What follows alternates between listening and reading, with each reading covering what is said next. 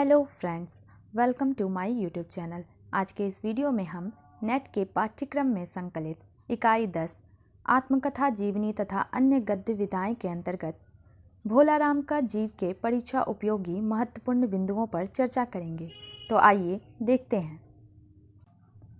हरिशंकर परसाई हिंदी के प्रसिद्ध लेखक और व्यंग्यकार थे। नई कहानी आंदोलन में अपनी कहानियों के माध्यम से मानवीय जीवन के विभिन्न संदर्भों, सरोकारों और सच्चाई को विस्तार देने वाले कहानीकार के रूप में हरिशंकर परसाई का महत्वपूर्ण स्थान है। उनकी कहानियों में प्रमुख रूप से पतनशील समाज के बदलते हुए जीवन मूल्यों तथा सामाजिक विसंगतियों पर करारी चोट की गई है। इनके द्वारा प्रकाशित कृतियां हैं कहानी संग्रह में हंसते हैं रोते हैं, जैसे उनके दिन फिरे तथा भोलाराम का जीव। उपन्यास में रानी नागफनी की कहानी, तट की खोज, ज्वाला और जल।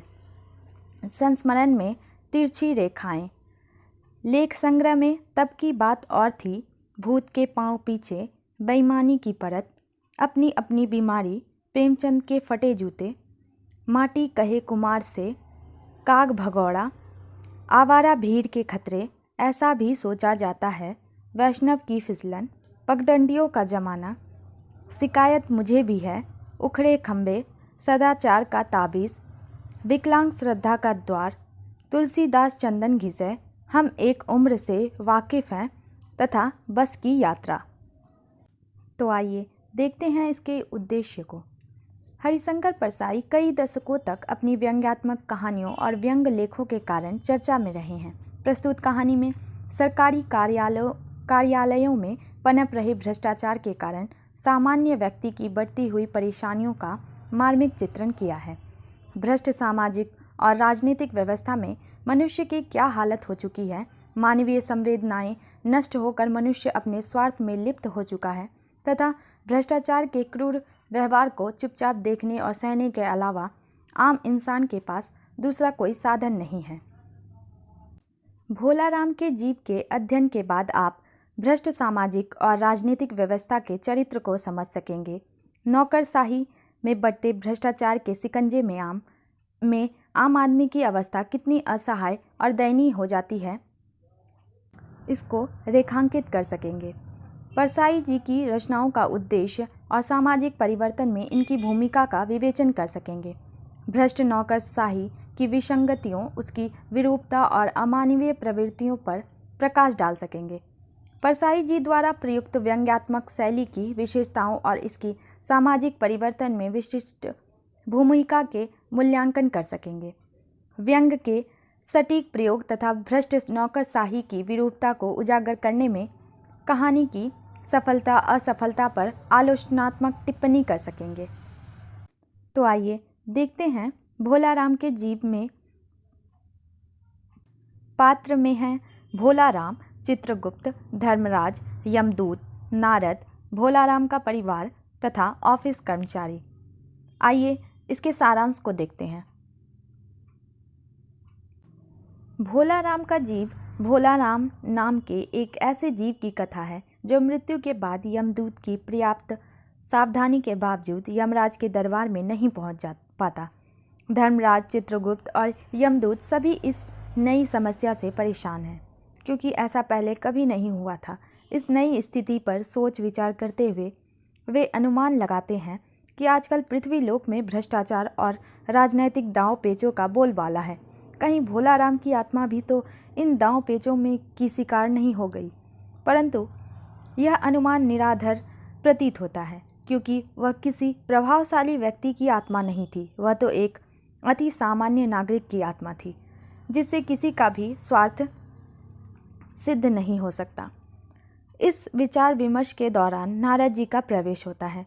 वे इस विचित्र समस्या के समाधान हेतु जांच पड़ताल का दायित्व लेते हैं और भोलाराम का नाम पता पूछकर उसकी खोज में पृथ्वी पर आ जाते हैं।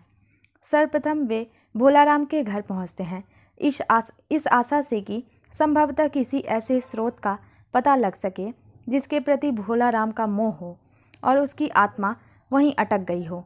बातचीत से उन्हें मोह का कारण तो ज्ञान नहीं हुआ, बस यही पता लग पाया कि सरकारी दफ्तर से रिटायर होने के 5 वर्ष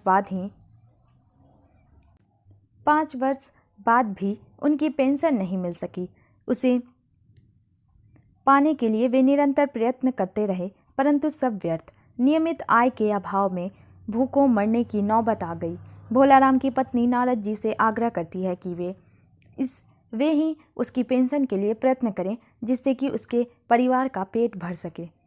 नारद जी सरकारी दफ्तर में जाते हैं, जहाँ की भोलाराम की पेंशन की फाइल रुकी पड़ी थी। दफ्तर के कर्मचारियों से ज्ञात हुआ कि भोलाराम की अर्जियों पर इसलिए निर्णय नहीं लिया जा सकता था कि उन पर वजन नहीं रखा गया था, अतएव वे हवा में उड़ गई। दफ्तर में इतने सारे पेपर वेट रखे होने के बावजूद वजन न रखने के कारण भोलाराम की दरख्वास्तें उड़ने की बात नारद जी की समझ में नहीं आती। वे बड़े साहब से मिलते हैं। वे संकेतों से नारद जी को पेपर वेट का अभिप्राय समझाने का प्रयत्न करते हैं और अंत में नारद जी की वीणा को भी वजन की भांति रखने की बात कहते हैं। नारद जी के सहमत होते ही बड़े साहब भोलाराम की फाइल मंगाते हैं। भोलाराम का जीव उसी फाइल में है। अपना नाम सुनकर वह समझता है कि शायद उसकी पेंशन के आदेश लेकर डाकिया आ गया है। नारद जी उसे समझाते हैं कि वे उसे स्वर्ग ले जाने के लिए आए हैं, परंतु भोलाराम के जीव के लिए स्वर्ग का कोई आकर्षण नहीं, क्योंकि उसका मन तो अपने पेंशन के कागजों में ही अटका है। अतः वह नारद जी के साथ जाने से इनकार कर देता है। तो आइए देखते हैं महत्वपूर्ण पंक्तियों को। धर्मराज क्रोध से बोले, मूर्ख, जीवों को लाते लाते बूढ़ा हो गया, फिर भी एक मामूली बूढ़े आदमी के जीव ने तुझे चकमा दे दिया। दूत ने सिर झुकाकर कहा, महाराज, मेरी सावधानी में बिल्कुल कसर नहीं थी। मेरे इन अभ्यस्त हाथों से अच्छे अच्छे वकील भी नहीं छूट सके, पर इस बार तो कोई इंद्रजाल ही हो गया। प्रस्तुत गद्यांश में बताया है कि भोलाराम की मृत्यु हुए 5 दिन हो गए, लेकिन वह अभी तक धर्मराज के पास नहीं पहुंचा। अतः धर्मराज दूत के प्रति क्रोध व्यक्त कर रहे हैं। गद्यांश में भोलाराम के जीव के विषय में बताया है कि वह किस प्रकार यमदूत को चकमा दे दिया। धर्मराज ने क्रोधित होते हुए दूत से कहा, अरे बेवकूफ़, तू निरंतर कई वर्षों से जीवों को लाने का कार्य कर रहा है। इस कार्य को करते करते तू वृद्ध हो गया है, लेकिन तुझसे एक साधारण से वृद्ध व्यक्ति को नहीं लाया गया, और वह जीव तुझे धोखा देकर कहाँ लोप हो गया। दूत ने नतमस्तक होकर धर्मराज से कहा, महाराज, मैंने अपने कार्य में तनिक भी असावधानी नहीं की थी।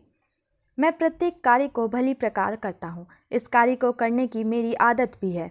मेरे हाथों से कभी भी कोई भी अच्छे से अच्छा वकील भी नहीं मुक्त हो पाया है, लेकिन इस समय तो कोई मायावी चमत्कार ही हो गया, क्योंकि मेरी सावधानी के बाद भी भोलाराम का जीव अदृश्य हो गया। अगली पंक्ति। वह समस्या तो हल हो गई, पर एक विकट उलझन आ गई है। भोलाराम नाम के एक आदमी की 5 दिन पहले मृत्यु हुई। इसने सारा ब्रह्मांड छान डाला, पर वह कहीं नहीं मिला। अगर ऐसा होने लगा तो पाप पुण्य का भेद ही मिट जाएगा। प्रस्तुत गद्यांश में लेखक ने धर्मराज की चिंता के बारे में बताया है कि भोलाराम का जीव मृत्यु के उपरांत कहीं भी नहीं मिला।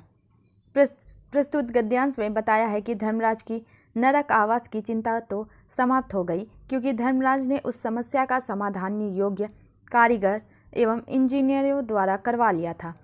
लेकिन अब धर्मराज के सम्मुख एक विकराल समस्या उत्पन्न हो गई। यमदूत के पास से भोलाराम का जीव निकलकर गायब हो गया। उसने संपूर्ण ब्रह्मांड में खोज लिया, लेकिन वह मिल ही नहीं रहा है, जबकि उसकी मृत्यु को केवल 5 ही दिन हुए थे। इस बात को हमें कदापि दुख नहीं है कि भोलाराम का जीव गायब हो गया। हमें तो इस बात का दुख है, यदि इस प्रकार मृत्यु के उपरांत जीव गायब होने लगे तो पाप पुण्य का अंतर समाप्त हो जाएगा, क्योंकि ऐसा कहा जाता है कि व्यक्ति को अपने कर्मानुसार ही स्वर्ग और नरक में जाना पड़ता है। इसी कारण व्यक्ति संसार में बुरे कर्म करते समय अवश्य भयभीत रहता है कि उसे ईश्वर के दरबार में जाने के उपरांत वहाँ अपने कर्मों का हिसाब देना पड़ेगा। इसलिए भोलाराम का जीव गायब होने पर धर्मराज की चिंता बढ़ गई थी। अगली पंक्ति। क्या बताऊं, गरीबी की बीमारी थी। 5 साल हो गए पेंशन पर बैठे, पर पेंशन अभी तक नहीं मिला। हर 10-15 दिन में एक दरख्वास्त देते थे, पर वहाँ से यही जवाब मिलता, विचार हो रहा है। इन 5 सालों में सब गहने बेचकर हम लोग खा गए, फिर बर्तन बिके, अब कुछ नहीं बचा था। फाके होने लगे थे।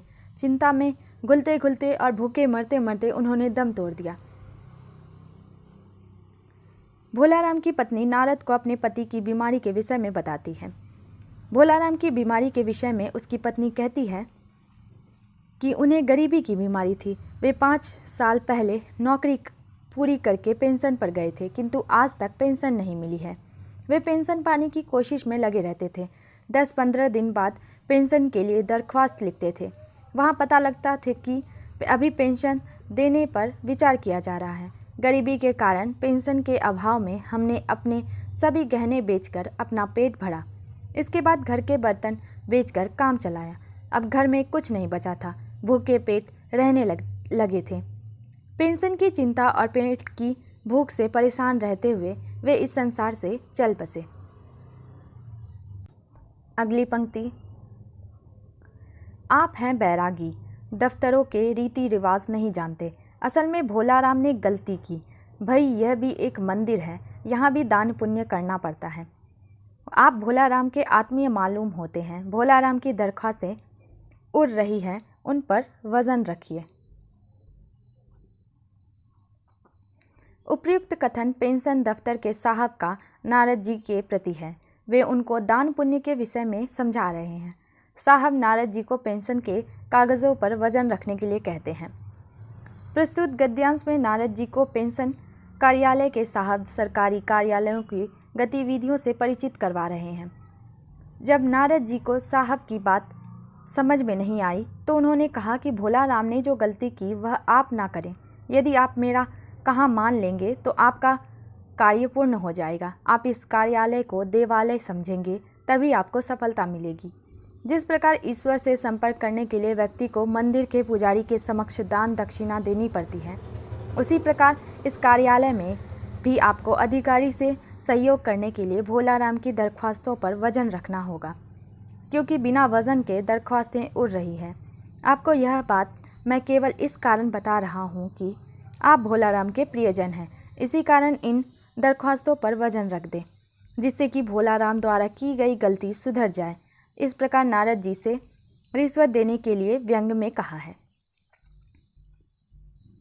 अगली पंक्ति।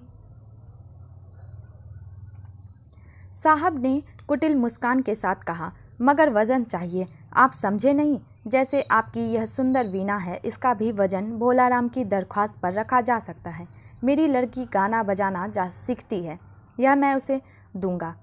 साधु संतों की वीणा से तो और अच्छे स्वर निकलते हैं। नारद जी जब भोलाराम की पेंशन के संदर्भ में साहब के दफ्तर में प्रविष्ट हो जाते हैं तो वे नारद जी को भोलाराम की दरख्वास्त पर वजन रखने को कहते हैं। जब नारद जी भोलाराम की पेंशन के विषय में जानने के लिए कार्यालय में साहब के पास जाते हैं, तब साहब क्रूरता से मुस्कुराकर नारद जी से कहते हैं, इस दरख्वास्त पर वजन रखिए। वजन का अभिप्राय न समझने पर साहब उदाहरण के लिए कहते हैं, आपकी यह वीणा बहुत ही खूबसूरत है, इसके अतिरिक्त आपके पास और कुछ है भी नहीं, अतः बिना वजन के भोलाराम की दरख्वास्त पर कार्यवाही प्रारंभ नहीं होगी। वजन के रूप में नारद जी को अपनी वीणा गंवानी पड़ी। ऐसा इस कारण हुआ क्योंकि साहब की लड़की को गायन वादन का शौक था, अतः साहब ने वीणा को उपयोगी समझकर नारद जी से वजन स्वरूप मांग ली। इसके अतिरिक्त साहब ने यह भी कहा कि यह वीणा मैं अपनी पुत्री को उपहार स्वरूप दे दूंगा। उन्होंने नारद जी की वीणा की प्रशंसा भी की और कहा कि साधु और महात्माओं की वीणा के स्वर वास्तव में बहुत अच्छे निकलते हैं। यह कहकर साहब ने साधु संतों की प्रशंसा की है।